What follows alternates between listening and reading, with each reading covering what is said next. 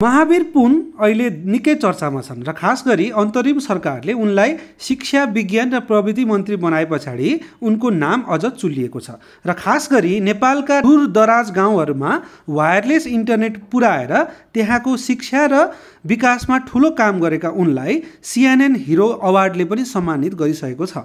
यति प्रख्यात भइसकेका महावीर पुनको व्यक्तिगत जीवन बारेमा पनि धेरैजनाले चासो व्यक्त गर्न थालेका छन् र खास गरी चाहिँ महावीर पुन विवाहित हुन् कि होइनन् भन्ने प्रश्न धेरैको दिमागमा आउन सक्छ। महावीर पुन चाहिँ विवाहित हुनुहुन्छ र उहाँको पत्नीको नाम ओम माया पुन हो र ओम माया पुन र महावीर पुनका दुई छोरीहरू छन् र उनीहरूको नाम चाहिँ झरना पुन र जुना पुन हो। झरना पुन चाहिँ अहिले नर्सिङ पढिरहेकी छिन्। ऋषि धमलासँगको अन्तर्वार्तामा महावीर पुनले विगत 35 वर्षदेखि उनका मित्रहरूले चाहिँ उनको परिवारको खर्च धान्दिने गरेको बताएका छन् र आफ्ना साथीहरूले नै यत्रो वर्षसम्म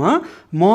अनुसन्धान र आविष्कार भन्दै हिँडिराख्दाखेरि चाहिँ मेरो परिवारलाई पाल्नको लागि सहयोग गरेको उनले बताएका छन्। ऋषि धमलासँगको सोही अन्तर्वार्तामा ऋषि धमलाले प्रश्न गरेका थिए कि शिक्षा मन्त्री भइसके पछाडि पनि तपाईँका परिवारहरू चाहिँ तपाईँलाई भेट्न किन नआएको भन्ने प्रश्नको उत्तरमा चाहिँ महावीर पुनले मेरो परिवार चाहिँ पोखरामै खुसी छन् र उनीहरू चाहिँ लजालु स्वभावका भएको कारणले गर्दाखेरि चाहिँ यसरी पब्लिकमा आउने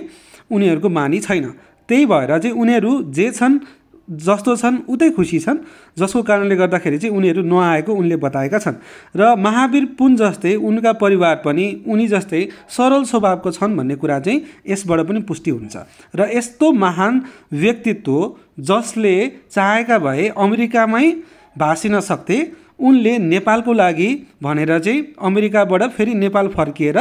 गाउँ गाउँमा इन्टरनेट शिक्षाको लागि उभिरहेका यस्ता महान व्यक्तित्वलाई तपाईहरू के भन्नुहुन्छ?